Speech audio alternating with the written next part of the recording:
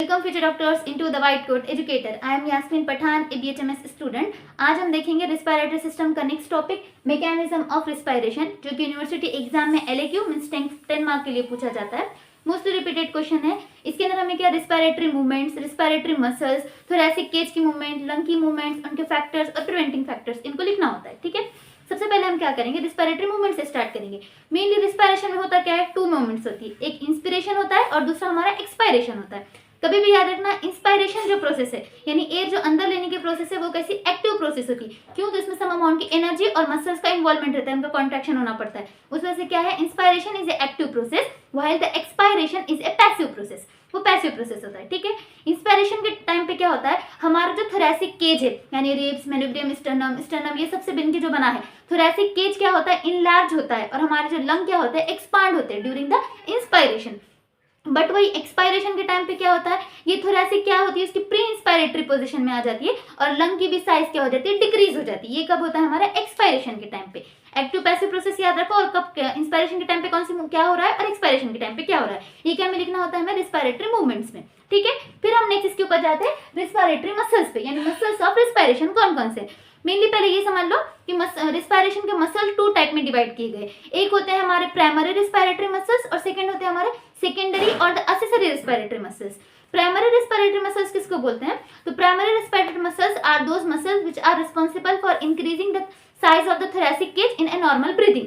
यानी हम जो नॉर्मल ब्रीथ करते हैं उसके टाइम पे हमारा जो थोरैसिक केज है उसके डायमीटर को इंक्रीज करने, उसके साइज को इंक्रीज करने में जो मसल इन्वॉल्व होते हैं उसी को हम क्या बोलते हैं, प्राइमरी रेस्पिरेटरी मसल्स बोलते हैं। और वही हमारे सेकेंडरी और एक्सेसरी रेस्पिरेटरी मसल्स किसको बोलते हैं हम, जब हम फोर्स रिस्पिरेशन यानी फोर्सफुली रिस्पिरेशन करते हैं, तो जब एडिशनल मसल्स जो हेल्प करते हैं हमें एयर को अंदर लेने में या बाहर डालने में, तो उसी को हम क्या बोलते हैं, एक्सेसरी और सेकेंडरी रेस्पिरेटरी मसल्स। ठीक है, अब ये थे नॉर्मल, उनके टाइप 2 को डिवाइड किया गया। हमने पहले ही देखे थे कि 2 प्रोसेस होते हैं, एक इंस्पिरेशन दूसरा एक्सपायरेशन।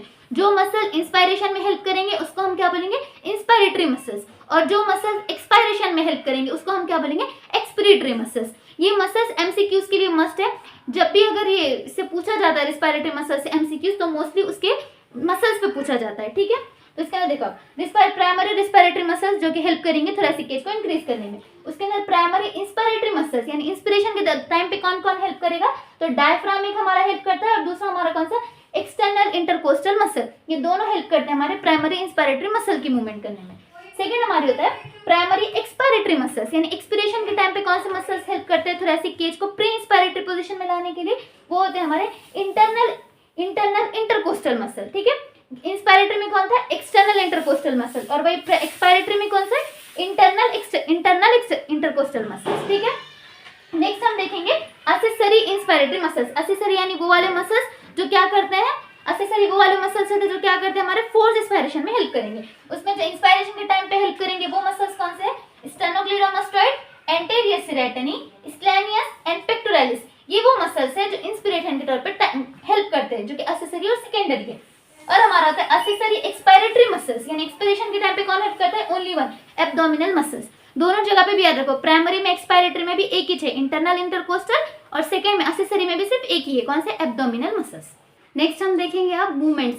मेनली मैकेनिज्म में 2 मूवमेंट्स इंपॉर्टेंट है, एक होती है हमारी थोरैसिक केज की इंपॉर्टेंट और सेकंड होती है हमारी लंग की मूवमेंट। सबसे पहले हम देखेंगे thoracic movement of the thoracic cage.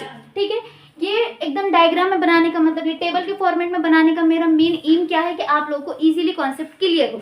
मैंने मेरे नोट्स में पॉइंट टू पॉइंट मेंशन किया है, आप यूनिवर्सिटी एग्जाम में वैसे राउट डाउन कर सकते हैं, बट यहाँ पे समझने के लिए इस तरह का फॉर्मेट में बता रही हूँ। बिकॉज फिजियोलॉजी को रटना इज नॉट अ सोल्यूशन, उसको अंडरस्टैंड करना और अपनी लैंग्वेज में लिखना, इससे भी तुम हायर से हायर मार्क्स गेन कर सकते हो। ठीक है, इसलिए उसको अच्छे से समझ के लो कि इसके अंदर मेनली बताया क्या हुआ है। फर्स्ट क्या देखेंगे, मूवमेंट ऑफ थोरैसिक केज में। मूवमेंट ऑफ थोरैसिक केज में क्या होता है, हमने पहले ही देखे थे कि इंस्पायरेशन के टाइम पे क्या होती है, मूवमेंट ऑफ थोरैसिक केज होती है। यानी जब हम एयर को इंस्पायर करते हैं तो तब क्या होता है, ऑल डायमीटर, मतलब ना हमारा जो थोरैसिक केज है वो ऑल डायमीटर में उसकी क्या होती है, साइज इंक्रीज होती है। वो साइज क्यों इंक्रीज होती है, तो वेरियस टाइप के हमने जो मसल्स देखे उनके कॉन्ट्रैक्ट हो जाने की वजह से, और 4 यूनिट रिस्पॉन्सिबल है किसके लिए, मूवमेंट ऑफ थोरैसिक केज को इंक्रीज करने के लिए। वो 4 यूनिट कौन कौन से, एक होती है हमारी थोरैसिक लीड, सेकेंड होती है हमारी अपर कोस्टल सीरीज, थर्ड होती है हमारी लोअर कोस्टल सीरीज, और फोर्थ होती है हमारी डायफ्राम। ये 4 यूनिट्स रिस्पॉन्सिबल है इसकी क्या, थोरैसिक केज को इंक्रीज करने के लिए। अब हम उसके अंदर वन बाय वन देखेंगे। सबसे पहले देखेंगे कि थोरैसिक लीड ये किससे मिलकर बना हुआ है। तो सबसे पहले ऊपर से हम स्टार्ट करेंगे, यानी मेनोब्रियम स्टर्नी और the first pair of rib, दोनों के कॉम्बिनेशन से क्या बनता है हमारा थोरैसिक लीड बनता है, और इसी को हम बोलते हैं थोरैसिक ओपर्क्यूलम। ठीक है, फॉर्म होता है। उसके बाद क्या होता है, ये दोनों के मेनोब्रियम स्टर्नी और first pair of rib thoracic lead है। थोरैसिक लीड से क्या इंक्रीज हो रहा है और किस मसल से कॉन्ट्रैक्ट की वजह से, तो इसमें क्या होता है हमारे जो स्क्लेनियस मसल है, तुम लोग का जब एनाटॉमी में देखोगे, जब थोरैक्स और अपर लिम्ब में, तो वहां देखोगे जो स्क्लेनियस मसल है उसके कॉन्ट्रैक्ट हो जाने की वजह से ये जो मेनोब्रियम स्टर्नी है, जैसे हम इंस्पायर करेंगे तो स्क्लेनियस मसल कॉन्ट्रैक्ट होगी, और जैसे ही कॉन्ट्रैक्ट कर दिए तो मेनोब्रियम स्टर्नी क्या होगी, अपवर्ड पोजिशन में अपवर्ड जाएगी, मतलब अपवर्ड और फॉरवर्ड में उसके ऊपर क्या होगी, अपवर्ड उठेगी वो, और हमारा जो फर्स्ट पेयर ऑफ रिब है वो क्या मोर हॉरिजॉन्टल पोजीशन में जाएगा। मोर हॉरिजॉन्टल पोजीशन में जाने की वजह से क्या होगा, हमारा जो थोरैसिक केज है उसका डायमीटर इंक्रीज होगा। कौन से डायरेक्शन में, एंटेरियर एंड पोस्टीरियर, यानी एंटेरो पोस्टीरियर डायमीटर इंक्रीज होगा थोरैसिक केज का। समझ में आया कि थोरैसिक लीड क्या है, तो मेनोब्रियम स्टर्नी और फर्स्ट पेयर ऑफ रिब से के कॉम्बिनेशन से मिलकर बनी हुई है। ठीक है, उसके बाद हमारा जो स्क्लेनियस मसल यहाँ पे प्रेजेंट होता है, जैसे हम इंस्पायर करते हैं एयर को तो ये मसल क्या होती है, कॉन्ट्रैक्ट हो जाती है। कॉन्ट्रैक्ट हो जाने की वजह से मेनोब्रियम स्टर्नी क्या करता है, हमारा अपवर्ड और फॉरवर्ड मूवमेंट होती है उसको, यानी ऊपर की तरफ ऐसा। और इसके जो हमारे जो रिब्स है, रिब्स क्या करते हैं, मोर हॉरिजॉन्टल पोजीशन में जाएंगे। मोर हॉरिजॉन्टल पोजीशन में जाने की वजह से जो थोरैसिक केज है हमारा, उसका डायमीटर इंक्रीज होगा एंटेरियर एंड पोस्टीरियर साइड में। ठीक है, ये था थोरैसिक लीड। इसी तरह से हम उसका है कि अब नेक्स्ट अपर कोस्टल सीरीज। अपर कोस्टल सीरीज में क्या होता है, तो 2nd to 6th pair of ribs involve होते हैं इसके अंदर। इसमें कहां तक देखे थे, मेनोब्रियम और फर्स्ट पेयर, वहां से नीचे से 2nd to 6th pair of ribs किसमें इन्वॉल्व है, अपर कोस्टल सीरीज में। फिर इसमें क्या होता है, ड्यूरिंग द इंस्पायरेशन, जब भी हम इंस्पायर करते हैं तो हमारी जो एक्सटर्नल इंटरकोस्टल मसल है वो क्या करती है, कॉन्ट्रैक्ट करती है। वो अपर कोस्टल सीरीज में ना दो मूवमेंट्स होती है मेनली, ये मूवमेंट्स याद रखना जरूरी है। ये वाइवा के टाइम पर पूछी जाती है कि मूवमेंट्स क्या है, इसको डिस्क्राइब करो। तो इसमें दो मूवमेंट्स होती है, एक होती है पंप हैंडल मूवमेंट और सेकंड हमारी होती है बकेट हैंडल मूवमेंट। ये कैसा बताती हूँ, देखो अपर कोस्टल सीरीज के टाइम पे अभी 2nd to 6th pair of ribs, जैसे एक्सटर्नल इंटरकोस्टल मसल क्या करेगी, कॉन्ट्रैक्ट करेंगे, उसकी वजह से 2nd to 6th pair of जो रिब्स है ये क्या करेंगे, फॉरवर्ड और आउटवर्ड मूवमेंट होंगी उनकी, यानी क्या होंगे, बाहर की तरफ ज्यादा रिफ्लेक्ट हो जाएंगे। जैसे हम देखो डीप इंस्पायरेशन कर रही हूँ मैं, करने की वजह से क्या होता है कि पूरा बाहर की तरफ आता है, यानी हमारे रिब्स क्या करते हैं, बाहर की तरफ मूवमेंट करते हैं, फॉरवर्ड एंड अपवर्ड आउटवर्ड। तो उसकी वजह से क्या होता है, जो स्ट्रक्चर फॉर्म होता है तो वो क्या होता है, पंप की तरह दिखता है। तो पंप वजह से उसके क्या बोलते हैं, पंप हैंडल मूवमेंट। ठीक है, पंप हैंडल मूवमेंट बोलते हैं उसी को। ये पूरे रिब्स के बाहर स्टर्नम के और 2 to 6 पेयर ऑफ रिब्स के बाहर निकलने की वजह से जो मूवमेंट होती है उसको हम क्या बोलते हैं, पंप हैंडल मूवमेंट। और ये पंप हैंडल मूवमेंट की वजह से एंटेरो पोस्टीरियर डायमीटर इंक्रीज होता है थोरैसिक केज का। ठीक है, पंप हैंडल मूवमेंट हमेशा याद रखना, किसको इंक्रीज करती है, एंटेरो पोस्टीरियर डायमीटर। और सेकंड, अब 2 to 6 पेयर में क्या स्टर्नम भी इन्वॉल्व था, लेकिन अब यहाँ पे नहीं, जो हमारे सेंट्रल रिब है यानी 3rd to 6th या 3rd to 5th में ये जो सेंट्रल वाले रिब्स है ये क्या होते हैं, एक्सटर्नल इंटरकोस्टल मसल जब कॉन्ट्रैक्ट करती है तो एकदम बाहर की तरफ ज्यादा आउटवर्डली रिफ्लेक्ट होते हैं, यानी अपवर्ड थोड़ा ज्यादा और ज्यादा अपवर्ड दिखते हैं बाहर आए वाले। तो उसको मूवमेंट का नाम क्या दिया वाला है, बकेट हैंडल मूवमेंट। ठीक है, बकेट हैंडल मूवमेंट। तो बकेट हैंडल मूवमेंट की वजह से कौन सा डायमीटर इंक्रीज होता है थोरैसिक केज का, तो ट्रांसवर्स डायमीटर इंक्रीज होता है थोरैसिक केज का। ठीक है, अपर कोस्टल सीरीज में समझना 2 मूवमेंट, एक होती है बकेट हैंडल मूवमेंट और सेकंड हमारी pump handle movement. Pump handle movement in sternum and 2 to 6 pair of the ribs का आउटवर्डली एंड अपवर्ड डायरेक्शन में मूव करना, उसी को हम बोलेंगे पंप हैंडल मूवमेंट, जिसकी वजह से एंटेरो पोस्टीरियर डायमीटर इंक्रीज होता है थोरैसिक केज का। और बकेट हैंडल मूवमेंट में क्या होता है, तो central rib more outward and forward दिखते हैं, तो उसी को हम क्या बोलते हैं, बकेट हैंडल मूवमेंट। और इसमें क्या होता है, ट्रांसफर डायमीटर इंक्रीज होता है हमारे थोरैसिक केज का। फिर थर्ड हम देखते हैं lower coastal series. Lower coastal series में कौन कौन से रिब्स इन्वॉल्व है, तो 7 to 10th pair of ribs. ठीक है, 7 to 10th pair of the ribs mainly involve होते हैं, 11 to 12th पेयर भी रिब्स इन्वॉल्व होते हैं, लेकिन इसको हम क्या बोलते हैं, फ्लोटिंग रिब्स बोलते हैं, तो पीछे के साइड होते हैं, हमारे सामने नहीं आएंगे। ठीक है, मेनली क्या इन्वॉल्व होंगे, 7 to 10th pair of the ribs. और इसके अंदर भी कौन सी मसल एग्जैक्टली कॉन्ट्रैक्ट करती है वो नहीं दिया गया, लेकिन इसमें भी मसल की कॉन्ट्रैक्ट की वजह से क्या होता है, बकेट हैंडल मूवमेंट होती है हमारी। बकेट हैंडल मूवमेंट हो जाने की वजह से हमारा कौन सा होता है, अभी हमने देखे थे कौन सा डायमीटर इंक्रीज होता है, हमारा ट्रांसफर डायमीटर इंक्रीज होता है, यही देखे थे। बकेट हैंडल मूवमेंट यानी सेम वैसे ही होगा, सेंट्रल वाला पोर्शन क्या मोड आउटवर्डली रिफ्लेक्ट हो जाएगा, मोड आउटवर्ड रिफ्लेक्ट हो जाने की वजह से कौन सी मूवमेंट होगी, ट्रांसफर मूवमेंट। और ये जो 11 to 12th pair of ribs है ये कैसे फ्लोटिंग वाले रिब्स रहते हैं। फ्लोटिंग रिब्स की वजह से ये क्या करते हैं, कौन से भी मूवमेंट शो नहीं करते, लेकिन ये साइज इंक्रीज करते हैं थोरैसिक केज का।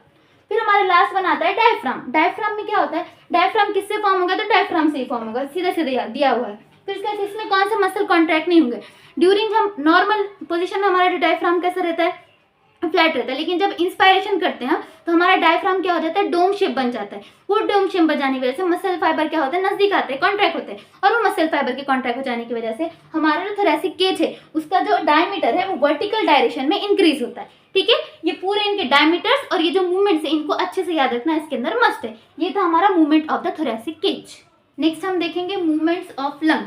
मूवमेंट्स ऑफ लंग में हमने पहले ही देखे थे कि इंस्पायरेशन के टाइम पे क्या होता है, थोरैसिक केज हमारी क्या हो रही थी, इनलार्ज हो रही थी। थोरैसिक केज इनलार्ज हो रही है, देखो हमारे जो रिब्स और स्टर्नम है वो आउटवर्डली यानी थोड़ा अपवर्ड मूवमेंट कर रहे हैं, हमारे लंग पीछे है, दोनों के बीच में एक गैप बन रहा है। वो गैप की वजह से क्या होता है, हमारे थोरैक्स में निगेटिव प्रेशर क्रिएट होता है, और वो निगेटिव प्रेशर रिस्पॉन्सिबल रहता है हमारे लंग को क्या करने के लिए, एक्सपांड करने के लिए, यानी मूवमेंट ऑफ लंग के लिए। ठीक है, अब मूवमेंट ऑफ लंग की वजह से क्या होता है, इंस्पिरेशन के टाइम पे क्या हो गया, थोरैसिक केज इनलार्ज हो गई, निगेटिव प्रेशर क्रिएट हो गया, और हमारे क्या होता है, लंग को एक्सपांड करना होता है, वो इजीली कर सकता है। लेकिन ड्यूरिंग द एक्सपायरेशन क्या होता है, thoracic cage pre inspiratory position पे चले जाती है और हमारे लंग क्या आ जाते हैं, डिक्रीज इन साइज हो जाते हैं। ठीक है, लेकिन ये निगेटिव जो थोरैक्स में निगेटिव प्रेशर होता है, वो निगेटिव प्रेशर की वजह से क्या होता है, हमारे जो लंग्स रहते हैं वो हमेशा रहते हैं कोलैप्सिंग टेंडेंसी ऑफ लंग, यानी कोलैप्सिंग टेंडेंसी ऑफ लंग में क्या होता है कि हमेशा थोरैक्स में निगेटिव प्रेशर की वजह से हमारे जो लंग्स है वो हमेशा एक कांस्टेंट थ्रेट में रहते हैं कोलैप्सिंग के, यानी कोलैप्स का डर रहता है उनको। ये कोलैप्स का डर किस वजह से रहता है, तो उसके लिए दो फैक्टर मेनली रिस्पॉन्सिबल है। एक रहती है elastic property of the lung tissue और सेकेंड होता है हमारा सरफेस टेंशन। ठीक है, ये क्या होती है, elastic property of lung tissue में क्या होता है, हमारे जो लंग है उसके जो टिश्यू है उसके अंदर क्या होती है, इलास्टिक प्रॉपर्टी है। इलास्टिक प्रॉपर्टी हो जाने की वजह से हमारे जो लंग क्या करते हैं और क्या करते हैं, एक्सपांड करते हैं वो निगेटिव प्रेशर में। ज्यादा से जितना ज्यादा निगेटिव प्रेशर होता गया, मतलब जितना ज्यादा थोरैसिक केज इनलार्ज होता गया, तो ऐसे क्या लंग हमारे ज्यादा एक्सपांड करेंगे और कोलैप्स होने के चांसेस ज्यादा होंगे, तो उसको हम क्या बोलते हैं, इलास्टिक प्रॉपर्टी। और सेकेंड होता है सरफेस टेंशन। सरफेस टेंशन क्या है, it is the tension which is created due to the epithelium. Epithelium के मतलब जो हमारे एल्वेलार है, एल्वेलार में क्या होता है, वो होता है फ्लूइड जो सीक्रेट करता है हमारा एल्वेलार इपिथेलियम। वो फ्लूइड क्या रिस्पॉन्सिबल करता है, सरफेस टेंशन की वजह से। वो सरफेस टेंशन एल्वेलार में क्रिएट हो जाने की वजह से भी हमारे जो लंग्स है वो क्या होते हैं, कांस्टेंट थ्रेड रहते हैं अंदर कोलैप्सिंग, यानी कोलैप्सिंग के चांसेस रहते हैं उनको। किसकी वजह से, सरफेस टेंशन की वजह से, जो कि एल्वेलार के लिए रिस्पॉन्सिबल है और elastic property of the lung के लिए। बट अब इनको प्रिवेंट करना है हमें, हमारे लंग को हम कोलैप्स नहीं होने दे सकते ना। कोलैप्स होने की वजह से क्या हो जाएगा, इंस्पायरेशन एंड एक्सपायरेशन स्टॉप हो जाएगा और सडनली डेथ होगी।